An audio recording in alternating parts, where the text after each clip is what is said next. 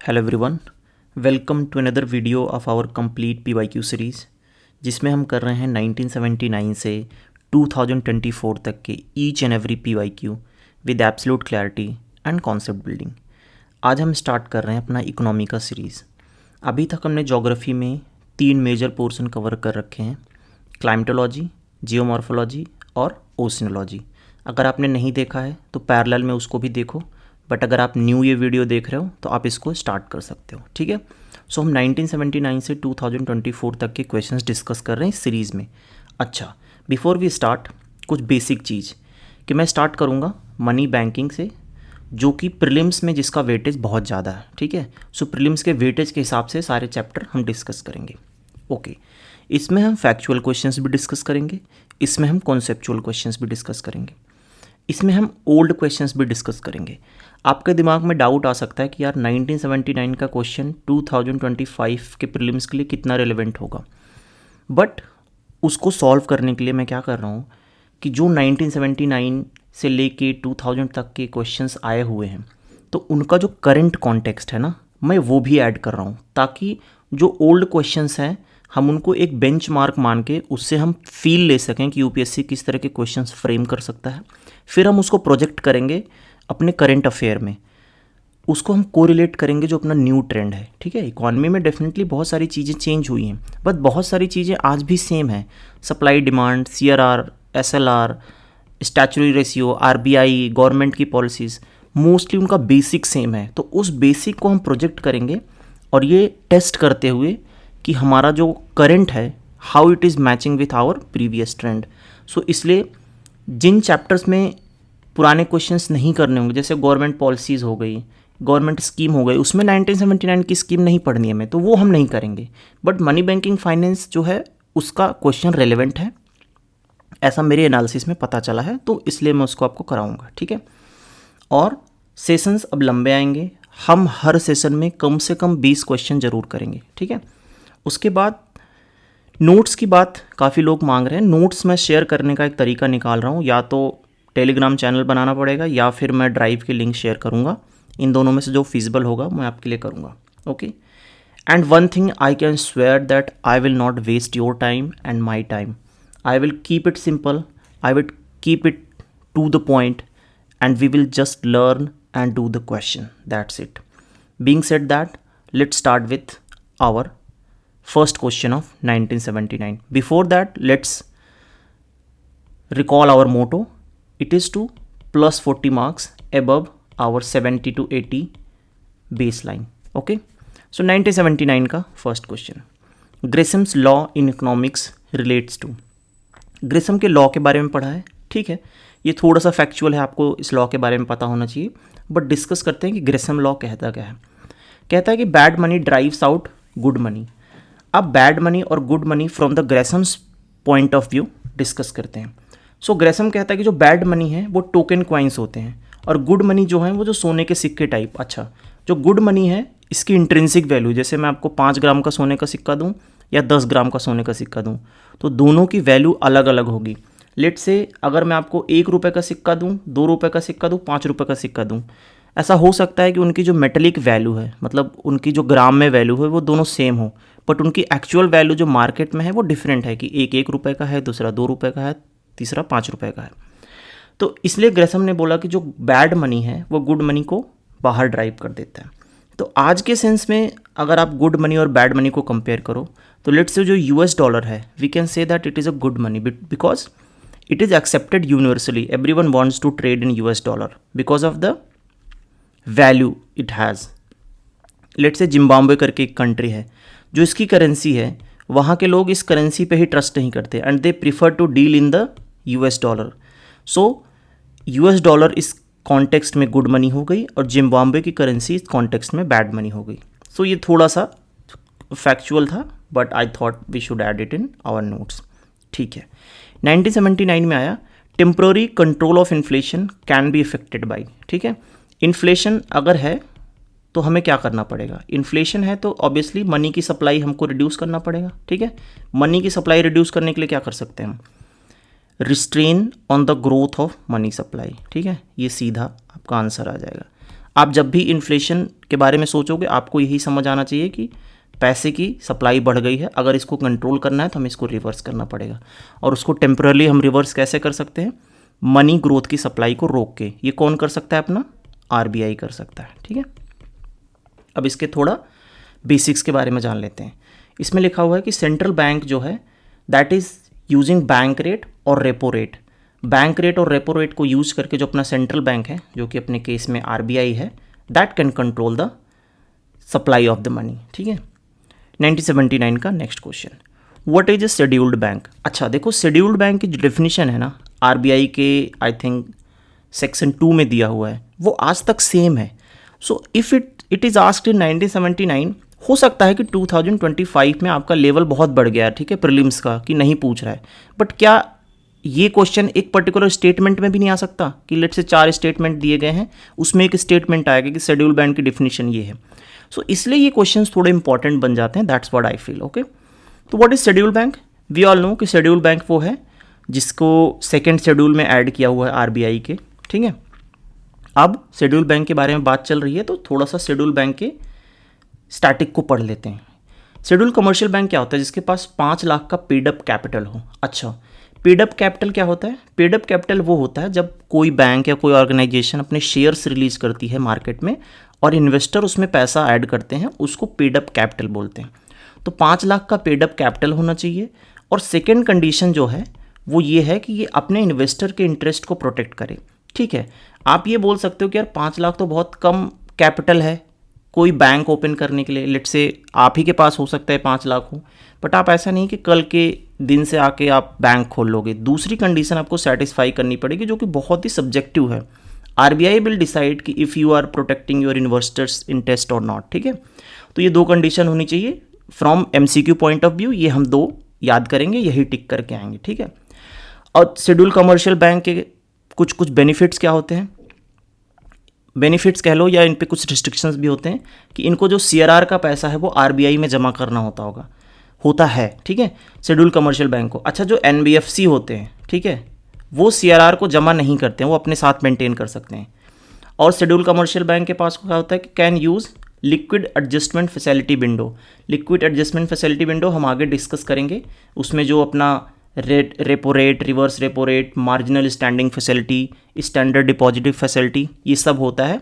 और उसके कंडीशंस क्या होते हैं, उसके रिस्ट्रिक्शंस क्या होते हैं, कौन यूज़ कर सकता है कौन नहीं कर सकता, वो सब डिस्कस करेंगे। 2024 में एक क्वेश्चन आया था कि NBFC can use liquid adjustment facility और नॉट। ठीक है, तो ये है शेड्यूल कमर्शियल बैंक के बारे में कि वो उनको सीआरआर आरबीआई में डिपॉजिट करना पड़ेगा and they can use the liquid adjustment facility window. ठीक है, ओके, 9080 का question, largest nationalise bank in India is? We all know it is State Bank of India without any doubt. तो nationalisation इसका कब हुआ था? 1955 में। ओके, ये डेट जानना थोड़ी सी इंपॉर्टेंट है क्योंकि एक बार एक क्वेश्चन आया था कि बहुत सारे इवेंट्स दिए हुए थे और उनको बोला था कि घटते या बढ़ते क्रम में आपको अरेंज करना है। तो उसमें नेशनलाइजेशन ऑफ एसबीआई था, उसके बाद कब अपना गोवा आज़ाद हुआ था फ्रांस टेरिटरी से, वो सारे थे, वो 1961 में हुआ था। तो अगर ये दोनों चीज़ आपको पता होती तो आप क्वेश्चन कर ले जाते, तो इसलिए ये इंपॉर्टेंट पड़ जाता है। नेक्स्ट क्वेश्चन 1982 में नाबार्ड के बारे में पूछा है, which is setup to provide loans for rural development. क्या है ये? वी ऑल नो कि नाबार्ड इज ए बैंक, इसके उसमें ही पड़ा हुआ है बी फॉर बैंक। ठीक है, national bank for rural and agricultural development ऐसे करके है। आप जाके एक बार इसका फुल फॉर्म भी देख लेना। अब नाबार्ड के बारे में अगर हम पढ़ रहे हैं तो नाबार्ड के जो सिबलिंग्स हैं उनके बारे में पढ़ लेते हैं। तो हमारे इंडिया में 5 ऑल इंडिया फाइनेंशियल इंस्टीट्यूशंस हैं। एग्जिम, ये एक्सपोर्ट और इंपोर्ट के लिए है। नाबार्ड, ये एग्रीकल्चर और रूरल डेवलपमेंट के लिए है। नेशनल हाउसिंग बैंक है। सिडबी है इंडस्ट्रियल डेवलपमेंट के लिए, small industrial development bank of India. फिर एक ये नाफेड करके न्यू ऐड हुआ है, ये है अपना इंफ्रास्ट्रक्चर डेवलपमेंट के लिए। ठीक है, तो ये अपने 5 ऑल इंडिया फाइनेंशियल इंस्टीट्यूट आ गए। तो इन सब के फंक्शंस क्या है, इनको कौन ओन करता है, कितनी शेयरिंग किसके पास है, वो थोड़ा सा आप अपने नोट्स में ध्यान से पढ़ना, क्योंकि अगर बैंक्स के बारे में, ऑल इंडिया फाइनेंशियल इंस्टीट्यूट के बारे में डायरेक्ट पूछ रहा है, so this 5 becomes important. Okay, 1987 का next question, which of the following pairs is correct. अब वही पूछ रहा है कि इनके IDBI, नाबार्ड, RBI, RRB के फंक्शंस पूछ रहा है। तो इसमें लेट से एक एक करके देखते हैं। IDBI कह रहा है शॉर्ट टर्म फाइनेंसिंग, नहीं। अगर इंडस्ट्रियल डेवलपमेंट बैंक है तो शॉर्ट टर्म फाइनेंसिंग तो नहीं होगा, क्योंकि इंडस्ट्री का आप डेवलपमेंट करो तो थोड़ा लॉन्ग टर्म सोचोगे। नाबार्ड एग्रीकल्चर के लिए है, ये इंडस्ट्रियल दे दिया तो ये उल्टा कर दिया। RBI long term financing, RBI का फाइनेंसिंग से कोई लेना देना है। RBI is a banker's of bank और रेगुलेटर है सबका, ये किसी को फाइनेंस नहीं करता। तो अपना ये बचता है last option, regional rural bank, dispensing rural credit. ठीक है, मैच भी कर रहा है। अब रीजनल रूरल बैंक के बारे में जब आ गया तो थोड़ा इसका हम स्टैटिक भी पढ़ेंगे। देखो मैं ऐसे ही कर रहा हूँ, जो हमने क्वेश्चन देखा 1979 या 1980, 1992 में आया, उसको हमने पढ़ लिया। अब उसको हम प्रोजेक्ट करेंगे अपने करंट में, देखेंगे कि उसके बारे में और क्या क्या जाना जा सकता है। इस तरीके से आपका जो प्रिपरेशन होगी वो थोड़ा कनेक्टेड रहेगी। तो रीजनल रूरल बैंक के बारे में ये एक एक्ट के थ्रू आया है। इसमें जो प्रायोरिटी सेक्टर लैंडिंग होती है वो 75% होती है, मतलब they are directed to give 75% of their amount, मतलब जो उनमें सेविंग्स या डिपॉजिट आता है कंज्यूमर्स का, उसको प्रायोरिटी सेक्टर लैंडिंग में देंगे। प्रायोरिटी सेक्टर लैंडिंग में डिफरेंट नॉर्म्स होते हैं कि आपको एग्रीकल्चर में इतना देना है, MSME को इतना देना है और वल्नरेबल सेक्शन को इतना देना है। तो basically they are giving the targeted loans. उसके बाद इसमें less percentage than cooperative banks रखना होता है इनके अपने इंटरेस्ट रेट को, और इनको जो रेगुलेट करता है इमीडिएटली इनको नाबार्ड रेगुलेट करेगा, अल्टीमेटली इनको RBI रेगुलेट करेगा। 2022 से लेकर 2024 तक के बहुत सारे ऐसे क्वेश्चंस आए हुए हैं जिनमें पूछा गया है कि किस चीज़ को कौन रेगुलेट करता है। RBI करता है, SEBI करता है, और बहुत सारे ऐसे इंस्टीट्यूट दे देगा और मैच करने को बोल देगा कि आप मैच करो कौन सी चीज़ किसको रेगुलेट करती है। तो इस क्वेश्चन से आप एक ही सीख ले सकते हो कि जो RRB है that is regulated by NABARD directly and ultimately regulated by RBI। Okay, now RRB में जो शेयरिंग है, मतलब बैंक ओनरशिप है, वो कैसी है। पहले थोड़ा अलग था, बट आई थिंक 2020 के बाद कुछ चेंजेस हुए हैं RRB एक्ट में। ठीक है, तो अब क्या हुआ कि union, state plus sponsor bank का टोटल 51% रहेगा, और now public can also participate to have the 49% of the share. अब ये पब्लिक पार्टिसिपेशन क्यों बढ़ाया, ताकि जो रीजनल रूरल बैंक है ना, इनके पास कैपिटल आ सके and they can mobilise more funds, थोड़ा फाइनेंशियल इंक्लूजन हो सके। अब इस टॉपिक को आप फाइनेंशियल इंक्लूजन वाले मेंस आंसर राइटिंग में भी यूज़ कर सकते हो, इंक्लूसिव ग्रोथ में यूज़ कर सकते हो। सो हमें कम पढ़ना है और उसको मल्टीपल टाइम्स यूज़ करना है। 1988 का next question, which of the following are under the purview of IDBI। IDBI के बारे में वापस पूछ लिया। अब आप इसका ट्रेंड मेजर करोगे तो ये जो 5 financial all India financial institute है, इन्हीं के बारे में घुमा फिरा के कम से कम कुछ नहीं तो 20 क्वेश्चन पूछा हुआ है इस पूरे मनी बैंकिंग फाइनेंस में। सो यू कैन अज्यूम कि इनका वेटेज ज़्यादा होगा, और आप इससे एक सीख ले सकते हो कि इनको ज़्यादा पढ़ना है आप जब भी इस पर पढ़ाई करोगे। तो पूछ रहा है कि which of the following are under IDBI, unit trust of India, life insurance corporation, export import bank, state finance corporation of India. मुझे नहीं पता कि ये सारे हैं कि नहीं, बट मुझे एक चीज़ ये पता है कि लाइफ इंश्योरेंस कॉरपोरेशन नहीं है, क्योंकि लाइफ इंश्योरेंस कॉरपोरेशन एक अलग चीज़ आ गया, ये इंश्योरेंस के अंदर आ गया। और इंश्योरेंस का अल्टीमेट रेगुलेटर जो कौन होता है, वो insurance regulator development authority of India. So ये होता है IRDAI। तो अगर आप इसमें देखो 2 काट दो, ये काट दो, ये काट दो, ये काट दो, अल्टीमेटली D आपका ऑप्शन आ जाता है। ओके, सो अब अगर हमें पता चल गया कि जो IDBI के अंदर है कि ये तीनों आते हैं under the purview of IDBI, तो this we can add in our notes. Alright, next question 1988। वापस से देखो, रीजनल रूरल बैंक के बारे में पूछ लिया। तो हमने क्या पढ़ा, इसमें पूछा है कि जो रीजनल रूरल बैंक है उसका आइडियल क्या है, मतलब उसका जो फाउंडेशन है, उसका बेसिक क्या है। देखो, मुझे हंच है कि ऐसे क्वेश्चंस अब एक सिंगल स्टेटमेंट में आने लगे, जो पहले एक ऐसे स्टैंड अलोन क्वेश्चंस आते थे।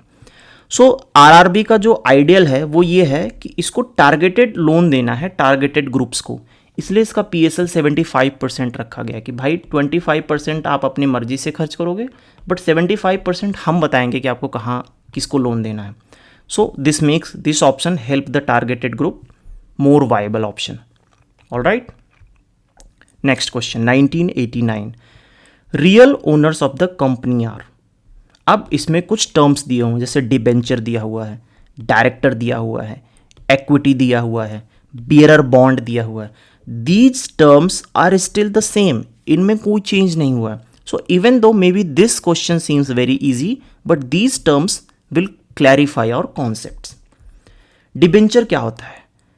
It is kind of a debt, और इनका फर्स्ट क्लेम होता है हमेशा जब भी लेट से अगर कंपनी बैंकरप्ट हुई या कंपनी के एसेट को ऑक्शन किया जा रहा है या नीलामी की जा रही है, तो सबसे पहला क्लेम जो होगा वो जो डिबेंचर वालों का होगा, जो डेट होंगे. They are known as a creditor of the organisation. But जो इक्विटी वाले होते हैं ना, they are like partner of the organisation, partner of organisation. So अगर रियल ओनर की बात की जाए, सो जो इक्विटी होल्डर होंगे they are known as a real owner, क्योंकि अगर आपके पास इक्विटी है तो आपको डिविडेंड मिलता है. और डिविडेंड क्या होता है कि अगर कंपनी ने प्रॉफिट बनाया तो उसमें आपने जितना शेयर रखा होगा उसके प्रपोर्शन में आपको डिविडेंड प्रोवाइड किया जाता है. So real owner of company कौन हो गए? जो इक्विटी शेयर होल्डर हैं. अच्छा, आपके दिमाग में ये भी आ सकता है कि यार डायरेक्टर ऑफ द कंपनी क्यों नहीं हुए? So director of the company are ultimately equity share holder ना. सो इक्विटी शेयर होल्डर को ही तो रिप्रेजेंट कर रहे हैं डायरेक्टर्स. सो अल्टीमेटली ओनर अपने इक्विटी शेयर होल्डर्स ही हुए. अब एक टर्म यहाँ बचा है बियरर बॉन्ड्स. सो इसके बारे में भी जान लेते हैं. सो बियरर बॉन्ड्स क्या होता है? अगर आपने वो मूवी देखी होगी, एक यूएस मतलब उसमें हॉलीवुड की मूवी है जिसमें वो रैंसम मनी मांगते हैं, वो कहते हैं कि मुझे बियरर बॉन्ड्स में चाहिए. सो बियरर बॉन्ड क्या होता है? एक तरह का कागज़ होता है जिस पे लिखा होता है कि भाई जिसके पास भी ये कागज़ होगा he can receive a certain amount of money from this organisation. Let's say अगर आपके पास 100 का नोट है, 100 का note is a kind of anonymous bearer bond, क्योंकि उस पर ना किसी का नाम नहीं लिखा हुआ है कि आप किसको पे करना है ये 100 रुपये. आप आरबीआई गवर्नर को वो दिखाओगे, वो 50-50 के 2 दे देगा. उस पर लिखा रहता है ना 100 के नोट पे कि मैं धारक को 100 रुपये अदा करने का वचन देता हूँ. उसका मतलब क्या होता है कि अगर आप 100 रुपये लेके आरबीआई गवर्नर के पास जाओगे, वो आपको 50-50 के 2 दे देगा, 10-10 के 10 दे देगा, 20-20 के 5 देगा. ये उसकी कंपल्सन है. अब वो ये नहीं पूछेगा कि आपके पास ये 100 रुपये आया कहाँ, आपका नाम दिखाओ. तो वो एनोनिमस बियरर बॉन्ड हो गया. सो बियरर बॉन्ड यही होता है, it is anonymous, not link to any identity. जैसे चेक होता है ना, cheque is link to some identity कि मैं आपके नाम से चेक लिख रहा हूँ, किसी ऑर्गेनाइजेशन के नाम पे चेक लिख रहा हूँ, तो बियरर बॉन्ड नहीं होता. और बियरर बॉन्ड जिसके पास होता है he can get interest plus principal rate from a particular organisation जिसका उस बियरर बॉन्ड पे नाम लिखा हो. जैसे नोट पे कौन है? आरबीआई का गवर्नर है, तो वो उसके लिए लाइबल है. ठीक. नाउ सिक्योरिटीज़ 2 तरह की होती हैं. अब यहाँ पे हम इक्विटी की बात कर रहे हैं ना, तो इक्विटी के बारे में भी थोड़ा सा बेसिक एनालाइज करेंगे. सिक्योरिटीज़ 2 तरह की होती हैं, एक डेट सिक्योरिटी होती है, एक इक्विटी सिक्योरिटी होती है. डेट में जो फर्स्ट क्लेम होता है principal plus some interest rate. Equity जो होता है इनका लास्ट क्लेम होता है, क्योंकि इक्विटी लेके ना आप फर्म के पार्टनर बन गए. अब फर्म गलत करे, सही करे, डूबे ना डूबे, आप सब जब कुछ लास्ट में जब बचेगा तब आपको मिलेगा. अब आपका ये बिजनेस हो गया, आपकी लाइबिलिटी हो गई. आपको जब प्रॉफिट होगा तब भी पहले मिलेगा, नुकसान होगा तब भी पहले मिलेगा, मतलब एकदम लास्ट में क्लेम होगा आपका हर चीज़ पे.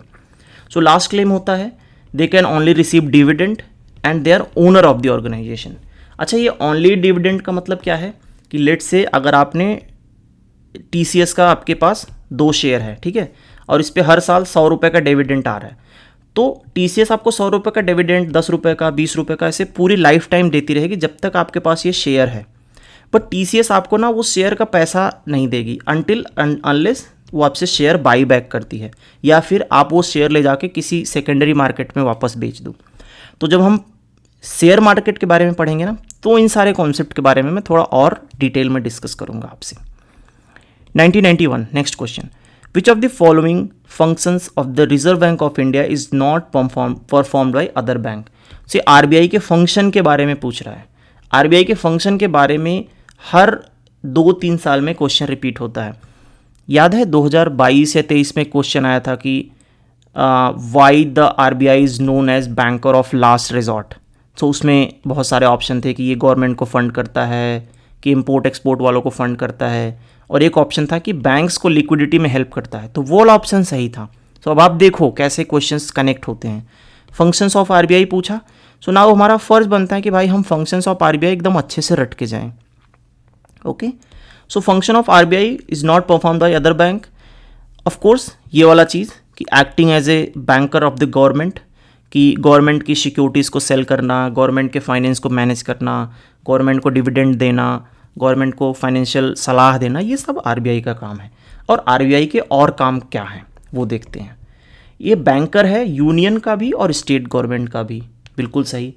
ये रुपीज़ और डॉलर मतलब फॉरेन करेंसी के लिक्विडेशन को मैनेज करता है। लेट्स से अगर अपना रुपए इस समय बहुत गिर रहा है तो किसकी जिम्मेदारी है? या आरबीआई की जिम्मेदारी कि उसको स्टेबल करे या उस पर एक्सप्लेनेशन दे कि क्यों नहीं हो रहा है। अगर और दूसरी चीज़ है अपने जो माइक्रो फाइनेंसेस हैं, जैसे कि इन्फ्लेशन बहुत बढ़ रहा है या फिर चीज़ें बहुत महंगी हो रही हैं, या स्टॉक मार्केट तो सेबी के पास चला जाएगा। ये इन्फ्लेशन जो है, मनी सप्लाई जो है, ये सब आरबीआई का काम है। और इसको लेंडर ऑफ लास्ट रिजॉर्ट बोलते हैं। मतलब अगर कोई बैंक में लिक्विडिटी का क्राइसिस आया तो ये आरबीआई के पास जाएगा पैसा मांगने। ये रेगुलेटर है, बैंक्स को, एनबीएफसी को, बहुत सारे फाइनेंशियल इंस्टीट्यूट को रेगुलेट करता है। और सबसे बड़ा काम है प्रोटेक्ट करता है कस्टमर के इंटरेस्ट को। जो हम और आप कस्टमर हैं, हम लेट से आप एक कस्टमर हो, आप गए एसबीआई में। नाउ आरबीआई विल इंश्योर कि एसबीआई आपका ध्यान रख रहा है by imposing so many limits. Let say CRR डाल दिया, एसएलआर डाल दिया, प्रायोरिटी सेक्टर लैंडिंग डाल दिया, आपको फुल रिजर्व बैंकिंग करनी है, फ्रैक्शनल रिजर्व बैंकिंग करनी है, ये सब आरबीआई नॉर्म्स सेट करता है ताकि ये कस्टमर को प्रोटेक्ट कर सके।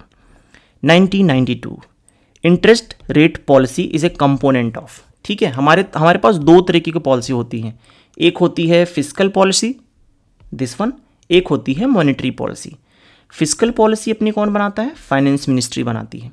ये किससे रिलेटेड, इसमें किससे रिलेटेड प्रोविजंस होते हैं? जैसे टैक्स हो गया, जैसे अपना जीएसटी हो गया, पब्लिक एक्सपेंडिचर कितना होगा, उस साल किस डिपार्टमेंट के पास कितना पैसा जाएगा, कौन सी मिनिस्ट्री कितना खर्च करेगी, बजट क्या होगा, ये सब हमारी फाइनेंशियल पॉलिसीज़ में आती हैं, फिस्कल पॉलिसी में आती हैं। और जो अपना आरबीआई है वो मॉनेटरी पॉलिसी बनाता है। कैसे बनाता है? लेट से अपना सीआरआर बनाएगा, एसएलआर बनाएगा, रेपो रेट बनाएगा, एमएसएफ बनाएगा, प्रायोरिटी सेक्टर लैंडिंग बनाएगा। सो ये क्या करता है? मनी के सप्लाई को कंट्रोल करता है, क्वांटिटी को भी कंट्रोल करता है, क्वालिटी को भी कंट्रोल करता है।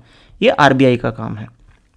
सो क्वेश्चन यही था कि interest rate policy is a component of monetary policy. Interest rate क्या है अपना? ये जो रेपो रेट बोलते हैं ना, उसको इंटरेस्ट रेट भी बोला जाता है। आगे पढ़ेंगे हम repo rate, reverse repo rate, MSF, LAF, बहुत आएगा। 1993 variable reserve rates and open market operation are instrument of. तो ये क्या पूछ रहा है कि जो अपना वीआरआर है और ओपन मार्केट ऑपरेशन है, ये किस चीज़ के इंस्ट्रूमेंट हैं? ऑफ कोर्स ये मॉनेटरी पॉलिसी के इंस्ट्रूमेंट है। हम सब ने पढ़ा है कि जो ओपन मार्केट ऑपरेशन होता है, जो वेरिएबल रिजर्व रेशियो होता है, ये सब आरबीआई यूज करता है मॉनेटरी पॉलिसी, मतलब मनी के फ्लो को कंट्रोल करने के लिए, both in quality and quantity. अब ओपन मार्केट ऑपरेशन की बात आ गई है तो हम ओपन मार्केट ऑपरेशन के बारे में जान लेते हैं। ओपन मार्केट ऑपरेशन 3 तरीके के होते हैं। एक सिंपल ओपन मार्केट ऑपरेशन कि आरबीआई सिंपली जाके मार्केट से गवर्नमेंट सिक्योरिटी खरीद रहा है। अगर गवर्नमेंट सिक्योरिटी आरबीआई खरीद रहा है तो मतलब मार्केट में पैसा बढ़ेगा, क्योंकि आरबीआई पैसा देगा तो इन्फ्लेशन बढ़ेगा। ओके, अगर आरबीआई गवर्नमेंट सिक्योरिटी बेच रहा है तो मतलब वो मार्केट से पैसा खींच रहा है तो इन्फ्लेशन कम होगा।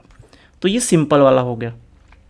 सेम होता है जीसैप करके, तो ये शेड्यूल्ड होता है, मतलब आरबीआई पहले बता देगा कि मैं इस दिन इस डेट को 1 लाख करोड़ की गवर्नमेंट सिक्योरिटी खरीदूंगा या गवर्नमेंट सिक्योरिटी बेचूंगा। तो फिर वही खरीदना बेचना मतलब बेस्ड ऑन इन्फ्लेशन या फिर मॉनेटरी पॉलिसी जिस डायरेक्शन में जाना चाहती है वो करते हैं। ऑपरेशन ट्विस्ट, ये थोड़ा सा इंपॉर्टेंट चीज़ है। ऑपरेशन ट्विस्ट क्यों करती है आरबीआई? सो आरबीआई के 2 तरीके के काम होते हैं। एक तो कि चलो इन्फ्लेशन कंट्रोल हो गया, दूसरा ये भी कि जो गवर्नमेंट और बाकी ऑर्गेनाइजेशन की बोरोइंग हो रही ना, क्या करती है, लोग पब्लिक से पैसा मांगने जाते हैं। सो पब्लिक बोलेगी कि यार हमारा गवर्नमेंट सिक्योरिटी में अच्छा रिटर्न आ रहा है तो हम तुम्हें पैसा क्यों दें, या अगर पब्लिक पैसा देगी भी तो वो ज़्यादा इंटरेस्ट चार्ज करेगी।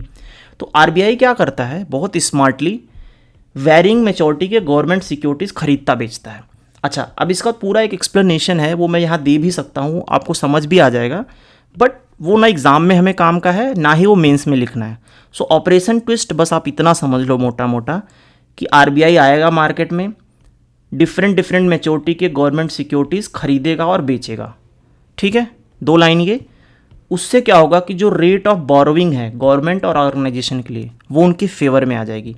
लेट्स से इससे पहले पब्लिक मांग रही थी 9% रेट, क्योंकि गवर्नमेंट सिक्योरिटी ऑलरेडी 8.1% का रिटर्न दे रही थी।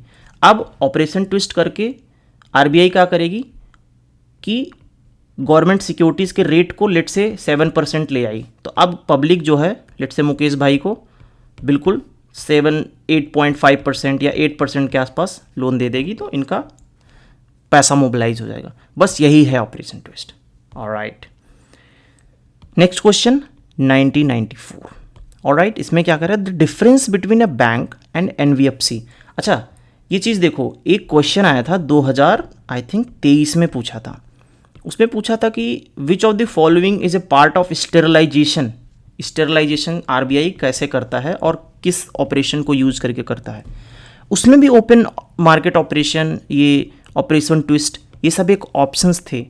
सो बेसिक्स तो यहीं से आ रहा है ना। ओपन मार्केट ऑपरेशन तो आरबीआई पता नहीं कितने सालों से कर रहा है। सो इट्स नॉट कि ये सब इररिलेवेंट होगा। अगर इररिलेवेंट होंगे तो ना मैं पढ़ूंगा और ना मैं आपको पढ़ाऊंगा। I value both of our time.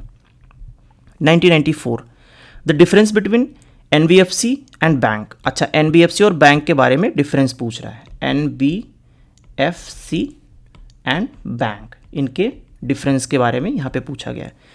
कह रहे bank interacts directly with customer while NBF interact bank and government. ऐसा नहीं है, बहुत सारी एनबीएफसी जो है वो डायरेक्ट कस्टमर के साथ भी इंटरेक्ट करते हैं, जैसे Bajaj financial service, Muthoot finance, ये सब डायरेक्ट कस्टमर के साथ कर रहे हैं, तो ये नहीं होगा। उसके बाद क्या कह रहे हैं कि bank indulges in number of activities relating to finance. सही लग रहा है कि बैंक बहुत सारे काम करती हैं। और while the NBFC is mainly concern with the term loan needs of large enterprise. अच्छा, नॉन बैंकिंग फाइनेंशियल इंस्टीट्यूट के बारे में कह रहा है कि जो कंसर्न होते हैं लॉन्ग टर्म लोन। अच्छा, अभी वो जो हम ऑल इंडिया फाइनेंशियल इंस्टीट्यूट के बारे में अभी पढ़ के आए हैं, थोड़ा थोड़ा उस टोन में बात कर रहा है। ठीक है, इसको देखते हैं, शायद हो भी सकता है, शायद नहीं भी। A bank deals with both internal and international customer. NBFI is mainly concern with finances. ऐसा कुछ नहीं है, एनबीएफ भी इंटरनल एक्सटर्नल करते हैं। Bank main interest is to help business transaction saving, while NBFC main interested to stabilise the currency. नहीं, stabilisation of the currency is role of RBI, not the NBFC and banks. So देखो, ये A B D proper गलत हो गए, तो अपना basic ये question आ गया। ठीक है, अब आप बताओ कि इस क्वेश्चन में ऐसी क्या कमी है जो ये 2025 में नहीं पूछा जा सकता। मुझे तो बहुत ही अच्छा क्वेश्चन लग रहा है ये, कि भाई एनबीएफआई और बैंक के फंक्शंस के बारे में पूछ लिया। ऐसा पूछ लिया कि how many of these are different from NBFC, only 1, only 4 करके। कॉम्प्लिकेट कर सकता है बट टोन सेम हो सकता है। Okay, so don't neglect the power of PYQ, old PYQ. अब क्या है कि अगर बैंक और एनबीएफसी का कंपैरिजन आ ही गया तो इनके बारे में थोड़ा सा पढ़ लेते हैं। सो जो बैंक होता है ना, उसको सीआरआर फॉलो करना पड़ता है, उसको एसएलआर फॉलो करना पड़ता है। बट जो एनबीएफसीज होते हैं उनके ऊपर सीआरआर लागू नहीं होता, उनके ऊपर एसएलआर लागू होता है। बट डिफरेंट नॉर्म्स होते हैं डिपेंडिंग ऑन कि आरबीआई किसको क्या करता है। अब उस निटी ग्रिटी में हमें नहीं जाना, बस ये जान लो कि एसएलआर होता है, सीआरआर नहीं होता है। बैंक का जो डिपॉजिट होता है वो डीआईसीजीसी के अंदर प्रोटेक्टेड होता है। डीआईसीजीसी क्या होता है, लेट्स से कोई बैंक डूब गई तो this is a kind of insurance. I for insurance, D for depositor. Depositor insurance से प्रोटेक्टेड होता है बैंक का डिपॉजिट। लेट्स से आपने पीएनबी बैंक में पैसा जमा किया, पीएनबी डूब गई, तो भी डीआईसीजीसी आपको 5 लाख तक वापस कर देगा। एनी टाइप ऑफ डिपॉजिट ये ले सकते हैं। इन डिपॉजिट 2 तरह के होते हैं, डिमांड डिपॉजिट, एक टाइम डिपॉजिट। डिमांड डिपॉजिट ये होता है मतलब तुरंत मुझे चाहिए, जैसे करंट अकाउंट, सेविंग अकाउंट में हम डालते गए।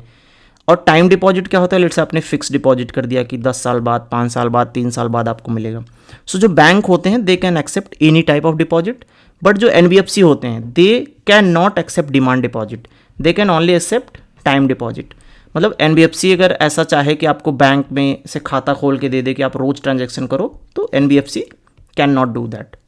सो ये बेसिक डिफरेंस थे। और भी डिफरेंस होते हैं बैंक और एनबीएफसी के।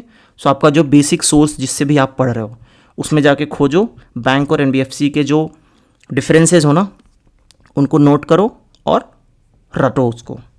आ सकता है। यही बेसिक क्वेश्चंस हैं मनी बैंकिंग फाइनेंस में जो आते हैं। 1995 का question, which of the following is not an instrument of selective credit control in India.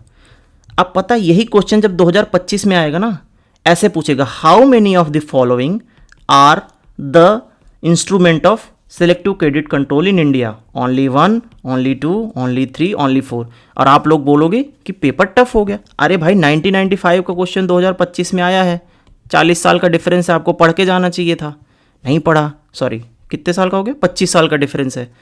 अरे नहीं यार, 30 साल का, सॉरी 30 साल का डिफरेंस है, आपको पढ़ के जाना चाहिए था। सो यही है कि सेलेक्टिव क्रेडिट कंट्रोल के बारे में पढ़ लेते हैं। तो सेलेक्टिव क्रेडिट कंट्रोल क्या होता है? इसको हम क्वालिटेटिव मेजर्स बाई आरबीआई भी बोलते हैं। सो आरबीआई दो तरीके के मेजर्स लेता है, एक क्वालिटेटिव, एक क्वांटिटेटिव। सो हम क्वालिटेटिव के बारे में, क्वांटिटेटिव हम पढ़ चुके हैं। अपना क्वांटिटेटिव में क्या आता है?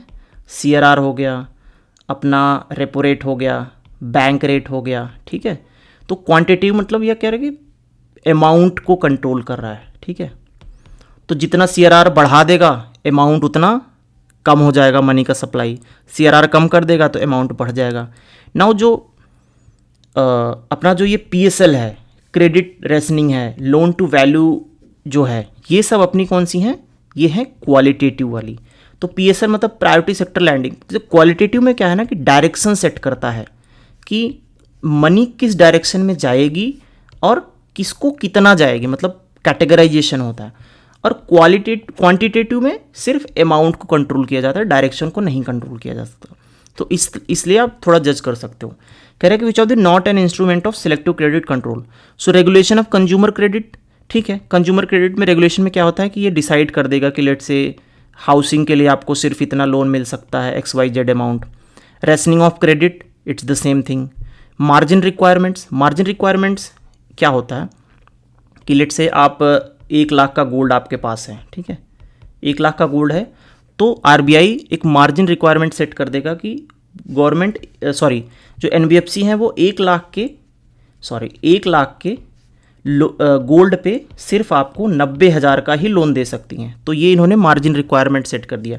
इससे भी इन्होंने डायरेक्शन सेट कर दिया कि इससे ज़्यादा लोन मत दो, वरना क्या होगा कि अगर आप 1 लाख का लोन है, 1 लाख का गोल्ड दे दिया तो हो सकता है वो डिफ़ॉल्ट कर जाए, है ना। बट अगर 10,000 उसका यहाँ फंसा रहेगा तो डिफ़ॉल्ट नहीं करेगा। तो क्वालिटी को कंट्रोल कर रहे हैं कि जो मनी घूम रही है उसकी क्वालिटी कंट्रोल हो।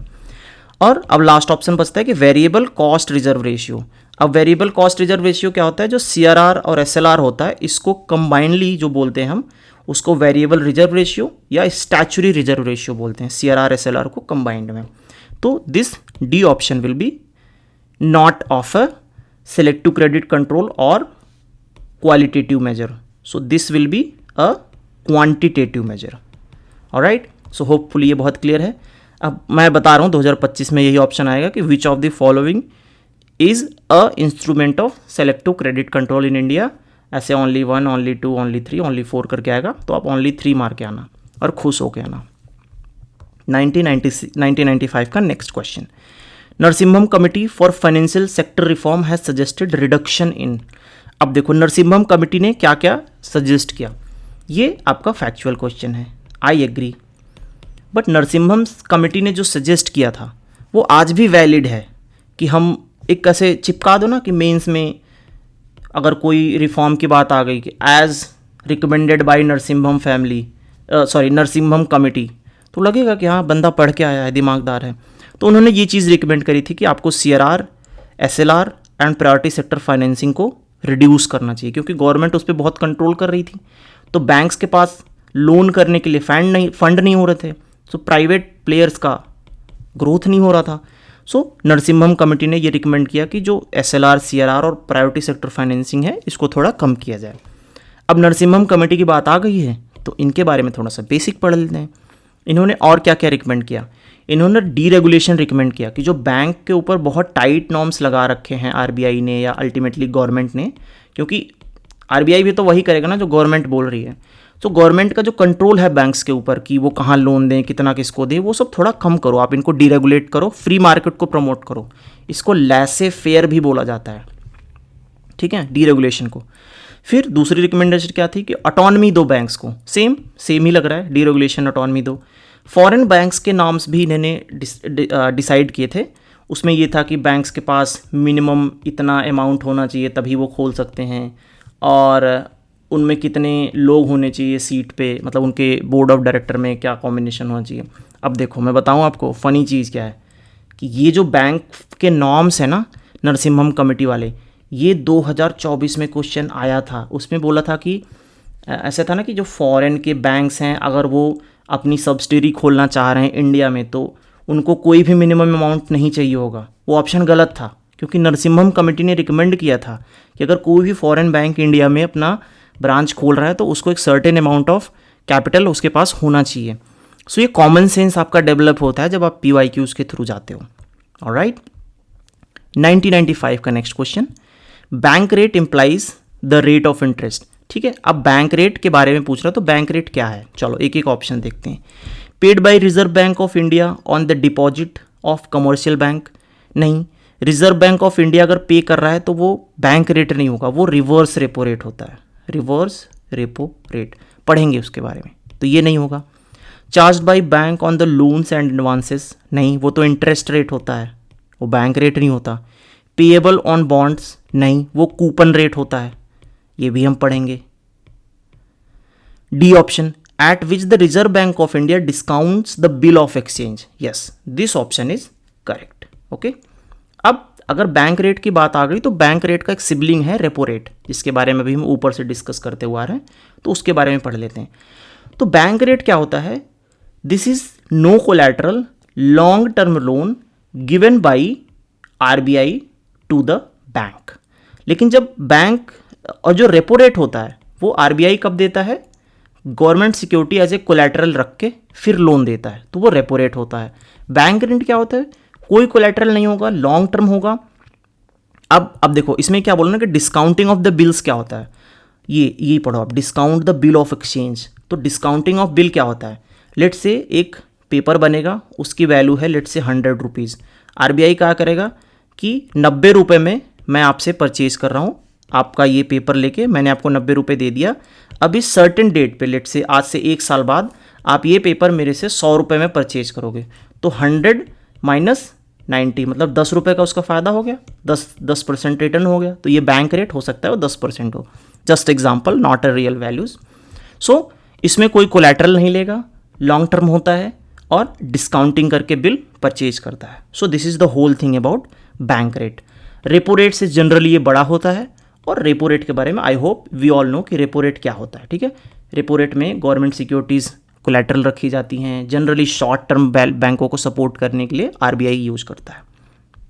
1998 का नेक्स्ट क्वेश्चन क्या पूछ रहा है, the banks are required to maintain a certain ratio their cash in hand and total asset, this is called. Trust me, this question was repeated in CDS 2023 exactly verbatim, कुछ option भी नहीं change हुआ था, यही question था, right. So just feel the power of PYQ, right, nice. So क्या बोल रहा है कि certain ratio their cash in hand and total asset. ठीक है, तो जो कैश इन हैंड क्या होता है, जो SLR होता है उसको हम कैश इन हैंड बोलते हैं। CRR तो क्या करते हैं, बैंक वाले CRR को RBI के पास जमा करके आते हैं, जिस पे RBI इनको कोई इंटरेस्ट नहीं देता। जो SLR होता है वो they keep with themselves in form of some kind of government security, या कुछ लेट से गोल्ड रख लिया, या सिंपल कुछ कैश ही रख लिया। तो this becomes like a cash in hand, और कुछ एसेट के साथ उसका रेशियो एक पर्टिकुलर रेशियो में मेंटेन करना होता है। लेट से आपका CRR लेट से 4% है, तो SLR आपका लेट से 18% बोल दिया। ठीक है, एग्जैक्ट क्या है वो देखेंगे, बट एग्जाम्पल के लिए तो जो 18% है that will be acting like a cash in their hand.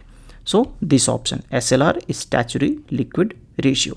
अब SLR के बारे में ही पूछा है ये, बट थोड़ा सा घुमा के पूछ लिया, तो इतनी क्लैरिटी होनी चाहिए, पढ़ लो इसको। Next question, the accounting year of reserve bank of India. ये क्वेश्चन 1999 में आया था या 1997 में आया था, ये मेरा बर्थ ईयर। बट अब इसको मैं इस समय क्यों पढ़ा रहा हूँ, क्योंकि 2021 में ना सर ये अमेंडेड हुआ है। पहले आई थिंक ये कुछ जुलाई, जून या अक्टूबर, सितंबर था।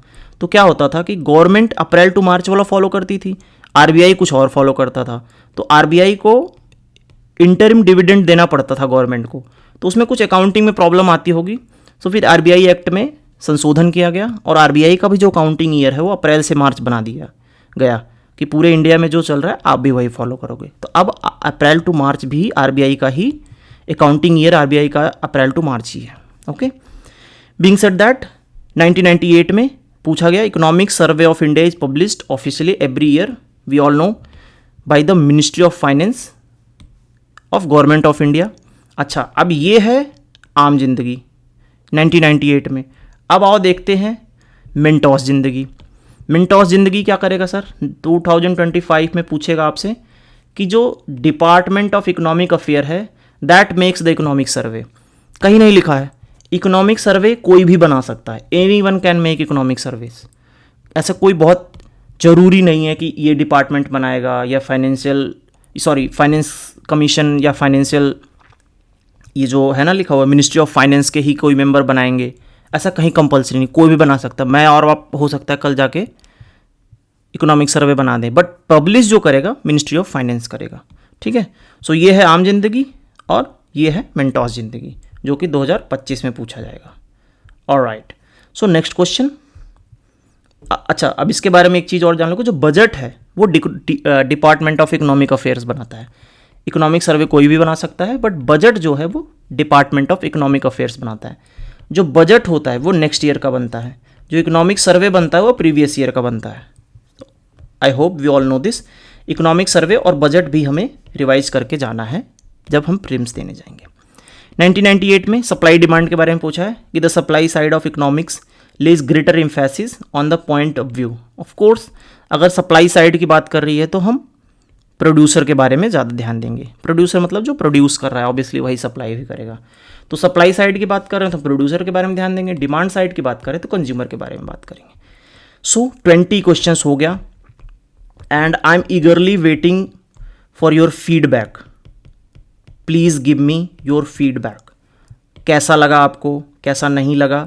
I want your feedback. ठीक है, और यहाँ तक अगर आप आ चुके हो तो इस वीडियो को लाइक करो, चैनल को सब्सक्राइब करो, दैट इज़ द मस्ट। और PYQ सीरीज़ को एंजॉय कर रहे हो तो लिख के बताओ, उसके बाद ही मैं ये अपना शेयर करूँगा नोट्स। आपके जो फीडबैक हो कि लेक्चर की लेंथ बढ़ानी है या स्पीड ज़्यादा है कम करनी है, कम है ज़्यादा करनी है, कुछ भी हो आप बताओ। लाइक करो वीडियो को, सब्सक्राइब करो और 2-4 कमेंट छोड़ो ताकि आपको YouTube ट्रीट करने लगे कि इसको ज़रूरत है PYQ की, और PYQ करके जाएंगे। अब मैं स्पीड बढ़ा रहा हूँ, मैं 20-20, 30-30 क्वेश्चंस डिस्कस करूँगा ताकि हम कंप्लीट PYQ कर सकें। नेक्स्ट 1 to 1.5 मंथ में मैं 1979 से 2024 तक के सारे PYQ फिनिश करूँगा, सारे सब्जेक्ट्स के, और बिना PYQ कंप्लीट किए लेक्चर हॉल में, एग्जामिनेशन हॉल में नहीं जाएंगे, that is my guarantee. So thank you so much for watching. Lecture थोड़ा लंबा हो गया, thank you for staying till end, see you tomorrow.